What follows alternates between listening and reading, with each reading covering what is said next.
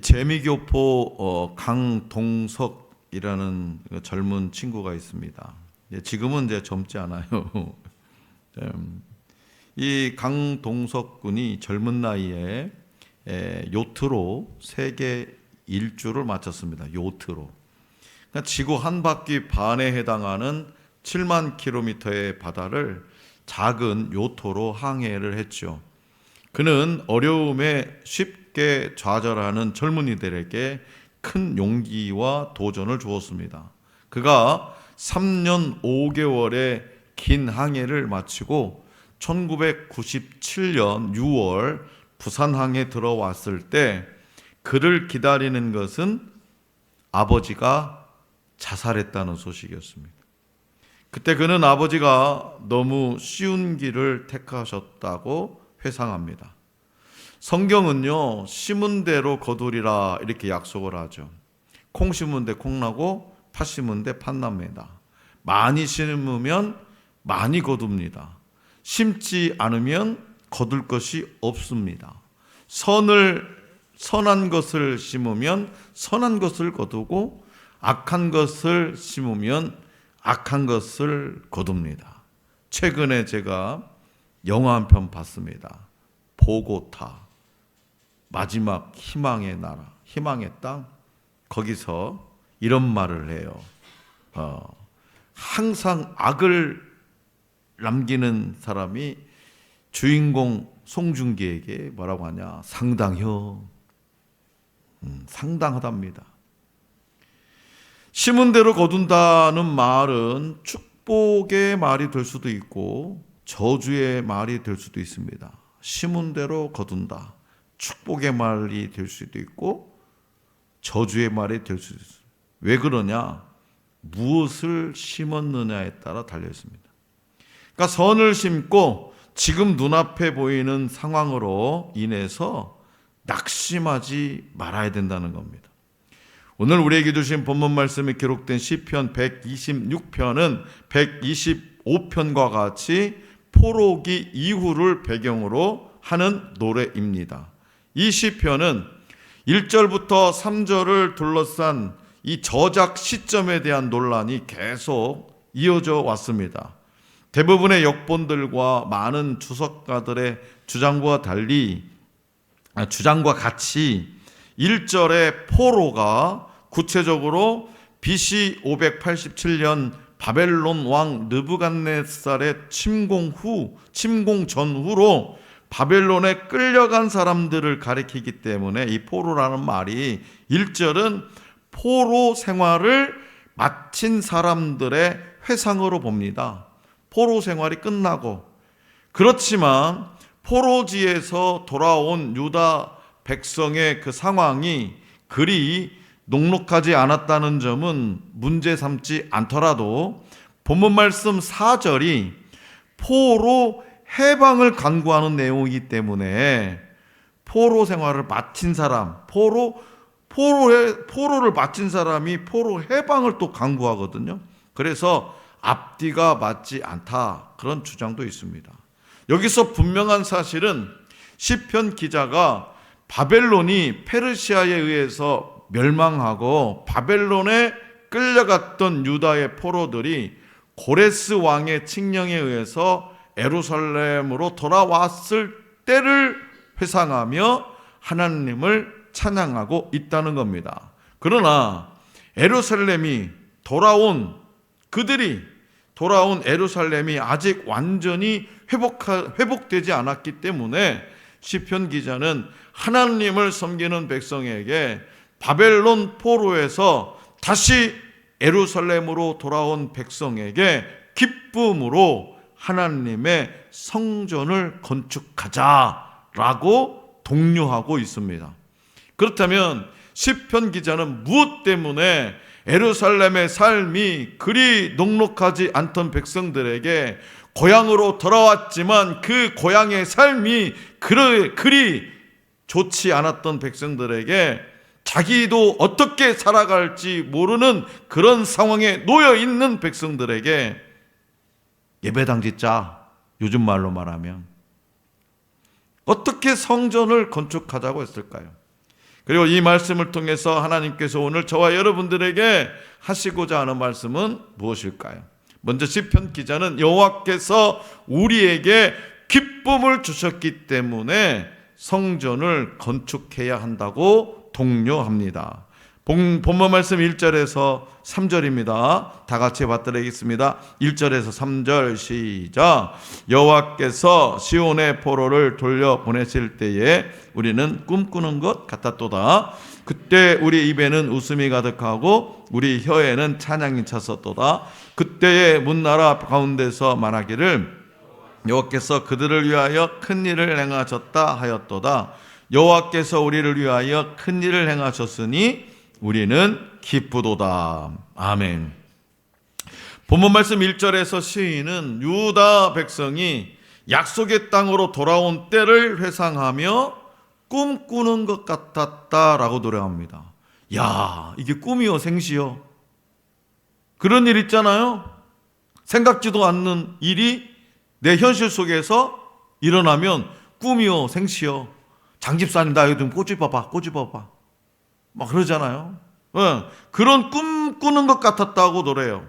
약속의 땅으로 돌아온 때를 회상하며 그 기쁨을 표현하기 위해서 2절에서는 그 입에 웃음이 가득했고 혀에는 찬양이 찼다고 선언합니다. 또한 여러 나라에 하나님이 행하신 큰 일을 선포했다고 선언하며 본문 말씀 3절에서는 이 모든 일은 하나님이 우리를 위해, 하나님이 나를 위해 하신 것이기에 기쁘기 그지 없다고 노래합니다. 자, 그러나 당시 어떤 경제적으로나 정치적 상황은 이 포로 귀환 자들이 마냥 기뻐할 만한 상황이 아니었어요. 그들이 돌아왔을 때 예루살렘은 폐허였고 귀환 자들은 그 위에 옛 예루살렘을 재건하기 위해서 힘든 시간을 보내야만 했죠. 게다가 주위에는요 적대적인 세력들이 그동안에 이 예루살렘에 남아가지고 기득권을 가지고 있는 이 적대적인 세력들이 있었기 때문에 성전 재건하는 일도 뜻대로 되지 않았어요. 다시 말해서 현실은요 쩍쩍 갈라져 있는 사막의 땅처럼 메말라 있었어요. 시편 기자가 그런 상황을 모를 리가 없습니다. 하지만 그는 현실 너머에 계신 하나님의 은혜와 구원을 보았기 때문에 기뻐할 수 있었고 그 기쁨을 모두 함께 가지고 있었다고 노래합니다. 나만 이 기쁨이 있는 게 아니라 우리 동포, 우리 형제 자매들이 함께 이 기쁨을 가지고 있었다 이렇게 노래합니다. 자, 그렇다면 이스라엘 백성에게 기쁨을 준 하나님의 그 큰 일은 뭐냐? 그것은 바로 그들의 죄악을 사하시고 그들의 지위와 신분, 그들의 지위가 뭐예요? 하나님의 아들, 하나님의 딸이라는 것, 하나님께서 택하신 백성이라는 거죠. 그 신분을 회복시키는 하나님의 구원의 역사를 가리킵니다. 모든 죄를 사하시고. 그래서 시편 기자는 본문 말씀 2절 하반절에서 이스라엘의 회복으로 인해서 다른 나라 사람들도 여호와를 고백한다고 말하는 거예요. 다른 나라 사람도 무슨 얘기냐? 저와 여러분들의 이 아름다운 신앙 생활의 모습을 보고 여러분 주변에 믿지 않는 사람들이 서동원 장로님, 나도 서 장로님 따라서 교회 좀 가고 싶어요. 나도 하나님 믿고 싶어요. 그랬다라는 거예요. 하나님이 아니고서는 도저히 일어날 수 없는 일이 이스라엘에 일어났기 때문에 그들이 다시 돌아오리라고 하는 세월이 얼마나 흘렀는데 하루 이틀 흐른 게 아니에요. 일주 이지 흐른 게 아니에요. 한 달, 두 달 흐른 게 아니에요. 근데 도저히 일어날 수 없는 일이 이스라엘에 일어났기 때문에 다른 이방 나라 사람들도 여호와 하나님을 고백한다고 말합니다. 성도 여러분, 이스라엘 백성들이 어떤 능력을 행하거나 믿지 못할 기적을 만든 것이 아니었습니다. 그들은 그저 포로였습니다. 포로로서 무기력하게 살아가던 이스라엘 가운데 임한 하나님의 능력을 다른 나라들이 본 거예요. 우리가 오늘 저와 여러분들이 굽은 길로 가지 않고 하나님이 원하시는 자리에 있을 때 하나님은 저와 여러분들을 통해서도 일하실 겁니다. 그것을 통해서 믿지 않는 우리 가족들이, 친구들이, 직장의 동료들이, 이웃들이 하나님을 고백하게 될 것입니다. 벼락 같은 하나님의 은혜는요, 이런 꿈 같은 일을 우리의 가운데 일어나게 하실 충분하신 분이에요. 하나님은 항상 기뻐하라, 쉬지 말고 기도하라, 범사에 감사하라고 명하시며 이것이 그리스도 안에서 우리를 향하신 하나님의 뜻이라고 말씀하셨어요. 우리는 언제 어떤 상황에서도 항상 기뻐해야 되고 쉬지 말고 기도해야 되고 범사에 감사해야 돼요. 그것이 하나님의 뜻이래요. 우리를 향하신 하나님의 뜻. 그러니까 절대로 인상 쓰거나 불평불만하거나 기도를 쉬거나 그런 일이 없어야 된다는 거예요. 그런 일이. 오늘 저와 여러분들이 하나님의 영광을 위해서 일할 때 현실적으로는 어려운 경우도 많이 있습니다. 하지만 시편 기자는 그 어려운 현실 너머에 있는 하나님의 손길을 보았다라는 거죠. 그렇기 때문에 저와 여러분들도 연약하고 부족한 우리를 사용하셔서 하나님 나라를 세우시는 우리 주님을 바라볼 수 있기를 원합니다. 하나님의 역사로 우리의 입에 웃음이 가득하고 우리의 혀에 찬양이 넘쳐날 수 있기를 원합니다. 둘째로 시편 기자는 기쁨의 곡식단을 거두기 위해 성전을 건축해야 한다고 독려합니다. 자, 본문 말씀 4절에서 6절입니다. 다 같이 받들어 읽겠습니다. 시작. 여호와여 우리의 포로를 남방 시내들 같이 돌려보내소서. 눈물을 흘리며 씨를 뿌리는 자는 기쁨으로 거두리로다. 울며 씨를 뿌리러 나가는 자는 반드시 기쁨으로 그 곡식단을 가지고 돌아오리로다. 아멘. 이 노래의 후반부를 보면 예루살렘에 돌아온 귀한 자들이 쉽지 않은 생활을 꾸려가고 있었음을 알 수 있죠. 우선 바벨론에서 예루살렘으로 돌아온 귀한 자들의 수가 그리 많지 않았다는 거예요. 그때 당시에 뭐 건축을 할 만한 기계가 발달됐겠습니까? 뭐 기술이 발전됐겠습니까? 그냥 모든 것이 노동력으로 하는 거잖아요. 사람 숫자에 비례하는 거잖아요. 약 2세대에 가까운 70년 동안 바벨론에서 살면서 70년 동안 바벨론에 살면서 그 중에 어떤 사람들은 바벨론에서 태어나고 바벨론에서 자란 사람들, 아이들도 있을 겁니다. 70년 세월이니까. 바벨론에 포로로 끌려갔던 그 엄마가 바벨론에서 아이를 낳는데 이제 몇 살 됐다고요? 70살이 된 거예요. 많은 유다 백성들이 그 땅에서 완전히 정착했기 때문에 포로지만 바벨론에서 완전히 정착했기 때문에 어떻게 해든지 먹고 살 만한 삶의 터전을 만들어 놓았기 때문에 그 삶의 터전을 버려두고 옛적 조상들의 땅으로 돌아가겠다고 결정하기가 쉽지 않았습니다. 예루살렘으로 돌아온 귀한 자들이 많지 않았기에 성전 재건 작업은 더욱 힘든 일이었을 겁니다. 그래서 시편 기자는 4절에 기록된 대로 포로된 자들을 남방 시내들 같이 돌려보내 달라고 하나님께 요청을 합니다. 남방은 히브리어로 네게부지요. 이 지역은 유다 남쪽의 사막 지역을 가리킵니다. 이 지역의 강은요, 건기에는 물이 없다가도 우기가 되면 물이 흐르는 골짜기, 와디라고 일컫는 지역이에요. 시인은 그 강에 물이 차오르는 것처럼 물이 우기 때 급속도로 물이 차가지고 급속도로 달려드는 것처럼 포로되었던 자들이 속히 돌아오기를 기도하고 있습니다. 이는 시편 기자가 하나님의 특별한 역사로 이스라엘의 회복이 완성되기를 간구한 겁니다. 그리고 귀한 자들은 실로 본문 말씀 5절에 기록된 대로 눈물을 흘리며 씨를 뿌리는 것과 같은 삶을 살고 있었어요. 눈물을 흘리며 씨를 뿌리는 것과 같은. 아니, 씨 뿌리면 즐겁게 뿌리면 되지, 눈물을 흘렸다는 그만큼 삶이 힘들다는 거잖아요.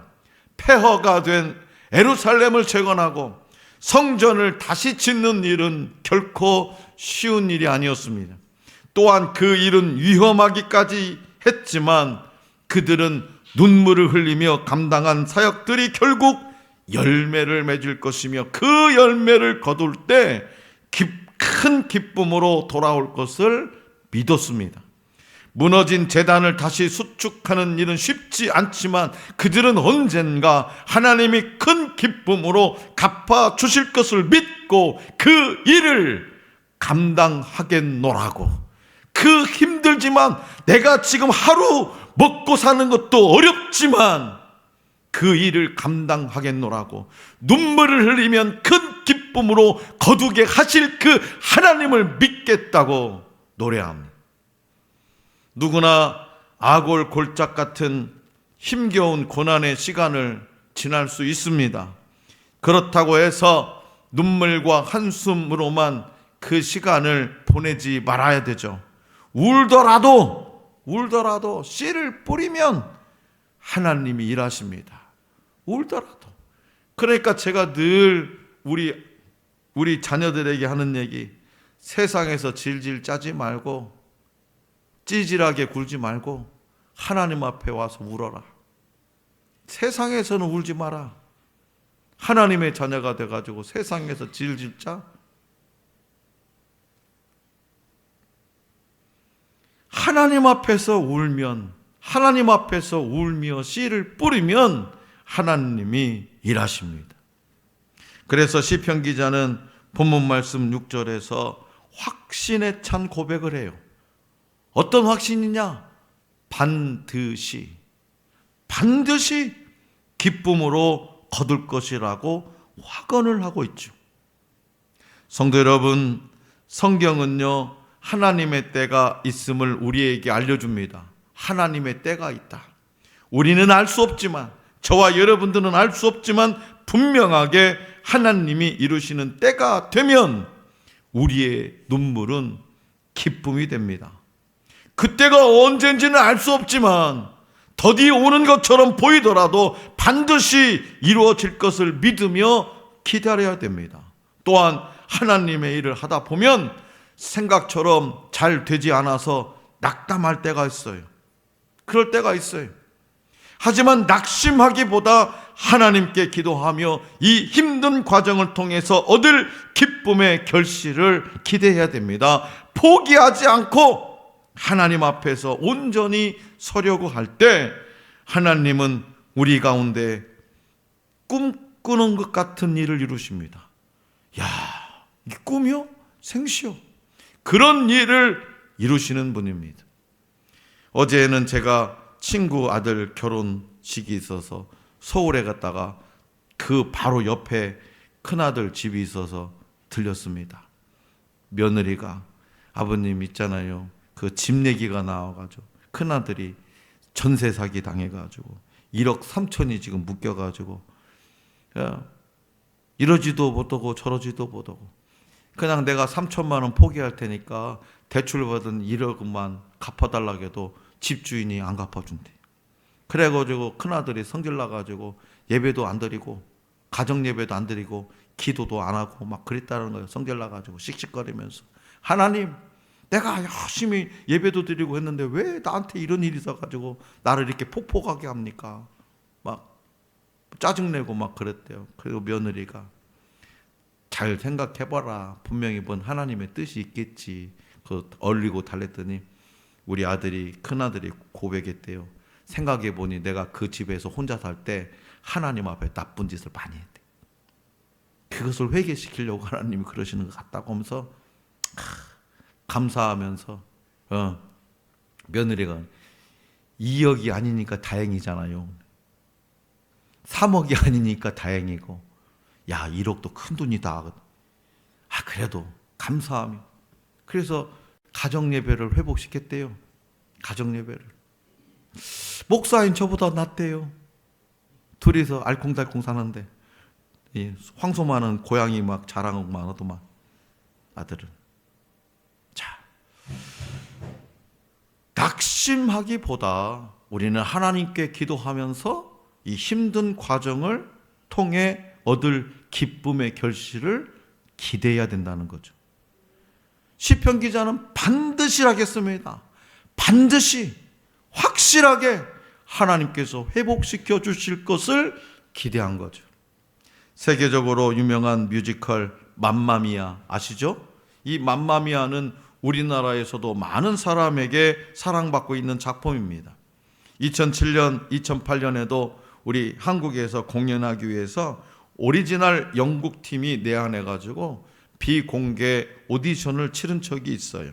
여기서 여주인공 도나 역의 뮤지컬 배우 이재영 씨가 캐스팅됩니다. 엄청난 경쟁률을 뚫고 그녀는 긴장된 상황 속에서 하나님이 사무엘상 하나님의 말씀 이 사무엘상 17장 45절을 주셨고 그 말씀을 붙들고 끝까지 믿음으로 기도한 결과 그 역을 감당했다고 받았다고 말합니다. 사무엘상 17장 45절 말씀이 뭐예요? 너는 칼과 단창으로 내게 나아오거니와 나는 만군의 여호와 이름 곧 네가 모욕하는 이스라엘 군대의 하나님의 이름으로 네게 나아가노라.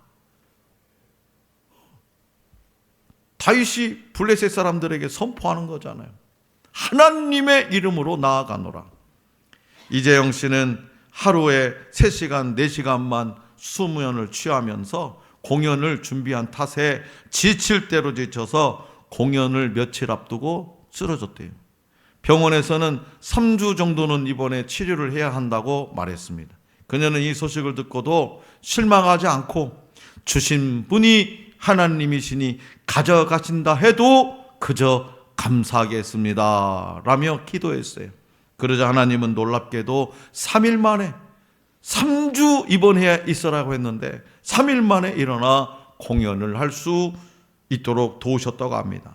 그런데 그 기쁨도 잠시 다시 다리를 다치고 목소리가 나오지 않는 예상치 못한 사고로 어려움과 고통 가운데 힘든 공연을 해야 했습니다. 그러는 중에도 그녀는 기도 중에 받은 말씀으로 큰 힘을 얻었대요. 너희가 여러 가지 시험을 만나거든 온전히 기쁘게 여기라. 야고보서 1장 2절. 너희가 여러 가지 시험을 만나거든 온전히 기쁘게 여기라. 여호와 라파가 무엇인지를 체험하면서 주님이 함께 하셨기에 가능한 일이며 그저 모든 것이 하나님의 은혜라고 간증하는 이재영 씨는요 5개월간의 맘마미아 공연을 성공적으로 마쳤다는 겁니다. 5개월. 사랑하는 성도 여러분, 하나님은요 우리에게 감당할 수 있을 만큼의 시련을 주십니다. 그 시련을 통해서 우리의 믿음을 굳건하게 성장시키며 좋은 길로 인도하십니다. 오늘 우리에게 주신 본문 말씀 시편 126편 5절 6절 말씀은요 2025년 새해에 박은영 권사님에게 주신 하나님의 말씀입니다. 박은영 권사님 지금 몸이 아파서 그런지 오늘 예배 이러면 참 말씀을 준비한 저로서 참 그렇습니다. 거시기예요, 거시기. 상당해요. 그리고 오늘 저와 여러분들에게 주신 생명의 말씀이 하나님은 2025년 새해에 박은영 권사님의 그 눈앞에 어려운 현실보다 배후에 계신 하나님의 큰 뜻을 보고 기뻐할 수 있기를 원합니다. 그 어떤 시련이 와도 담대하게 받아들이고 기쁨으로 회복되어지기를 원하십니다.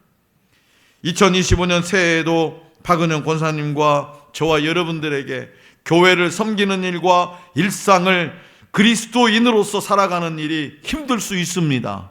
생각만큼 사업이나 직장일이나 인간관계가 잘 진척되지 않을 수 있습니다. 설령 그럴지라도 하나님이 우리의 땀과 눈물과 기도를 사용하셔서 영광을 받으시고 언젠가 열매를 거두게 하신다는 사실을 믿고 날마다 숨쉬는 순간마다 기쁨의 찬송을 들을 수 있기를 하나님은 원하고 계십니다.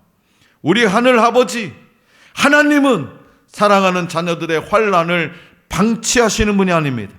하나님은 당신의 자녀들을 산들이 예루살렘을 둘러싸고 보호함같이 그렇게 보호하시고 지켜주시는 사랑의 하나님이십니다. 하나님의 자녀들이 너무 큰 죄를 지을 때 매를 드시기도 하지만 결코 영원토록 벌하지 않으시고 반드시 마음을 돌이켜서 그분의 약속 안에서 평안히 살게 하시는 긍휼의 하나님이십니다. 마음이 정직한 자들에게 선대하시고 은혜 역경당함을 가만히 두고 보시지 않고요, 백성들의 시련을 오래 방치 않으시고 반드시 구원해 주시는 전능하신 하나님이십니다. 그렇기 때문에 하나님을 믿는 박은영 권사님은, 하나님을 믿는 저와 여러분들은 결코 절망하지 않습니다. 어떤 역경 속에서도 미래를 위해서 씨앗을 뿌립니다. 그 씨앗이 열매 맺을 것을 확신합니다. 하나님의 은혜가 우리 삶 가운데 이루어지는 방법은 다양하죠. 때때로 비현실적인 기쁨이 우리 가운데 벼락처럼 임하기도 합니다. 그런데 그런 놀라운 기쁨에도 이유가 있다라는 거죠. 재수가 좋아서, 운이 좋아서 임하는 것이 아니라는 거죠. 기적은 전적으로 하나님이 이루신 것이지만 이스라엘은 절망하고 있지 않고 울면서도 씨를 뿌렸다는 사실이에요. 우리의 삶이 슬픔과 고통 가운데 있을 수 있습니다. 포기하지 않고 하나님 앞에서 온전히 서려고 할 때에 하나님은 우리 가운데 꿈꾸는 것 같은 일을 이루실 것입니다. 그러므로 2025년 새해에 박은영 권사님과 저와 여러분들이 믿음의 성전을 차곡차곡 쌓아가며 현실 너머에 계신 하나님의 은혜와 구원을 바라보고 회복되어서 모든 일에 기뻐할 수 있기를 원합니다.